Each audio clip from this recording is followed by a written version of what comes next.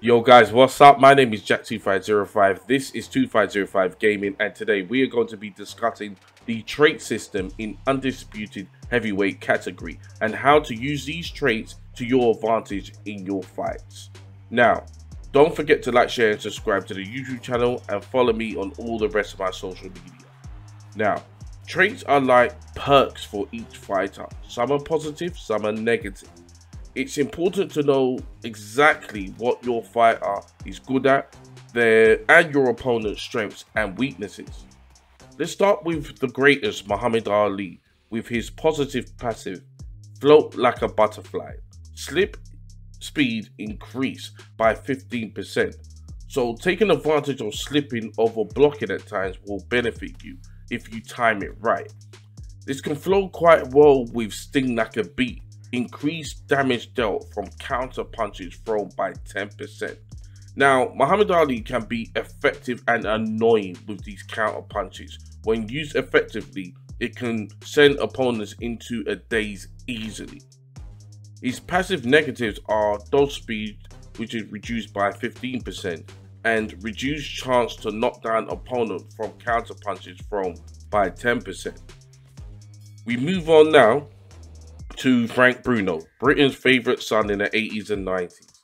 His positive traits are bomber, increased damage of power punch straights thrown to the head by 25%, and increased knockdown chance on power punches thrown by 50%.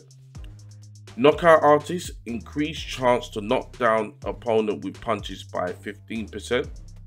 Bruno's negative trait, when throwing combination of punches, reduce speed of punches by 10% until combination finishes.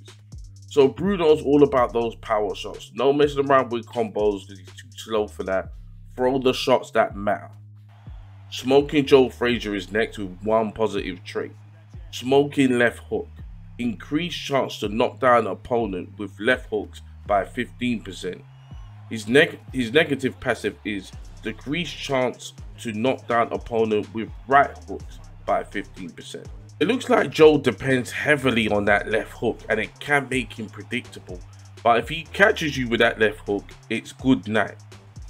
Now, the Gypsy King, Tyson Fury. Fury, just like in real life, has a lot of tools in his arsenal, starting with his positive passive traits, Lionheart.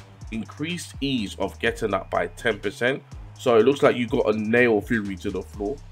Also included in this is a negative passive, which is reduced block speed by 3%.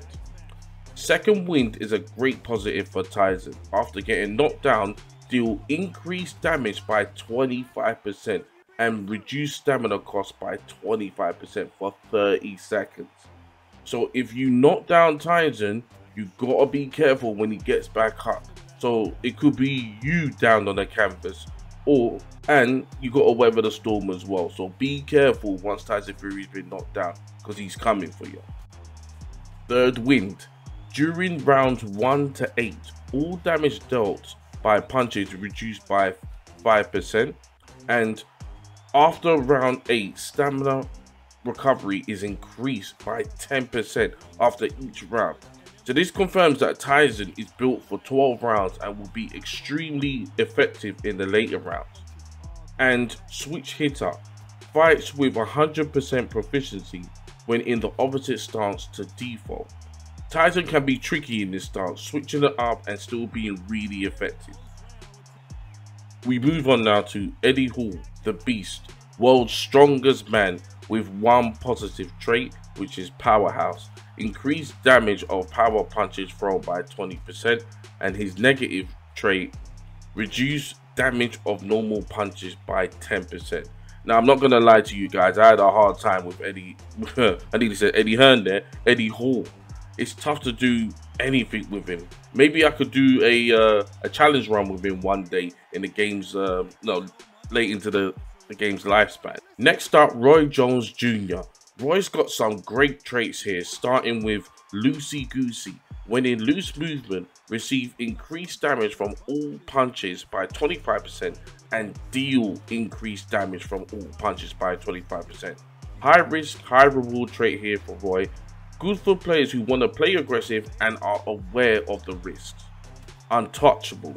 Dodge speed increased by 10% and slit speed increased by 10%. Roy's movement and dodging is incredible in this game. Switch hitter.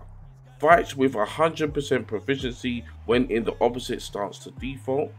Roy doesn't have any negatives at all. Amazing fighter, and you know what, I need to use him more.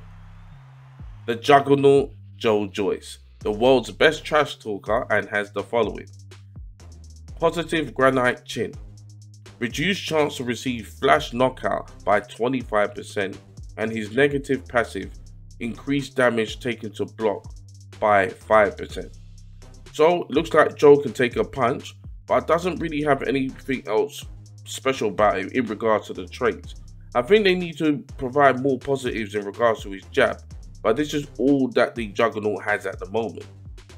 We move on now to Joe Louis, great all-round fighter and has the following traits.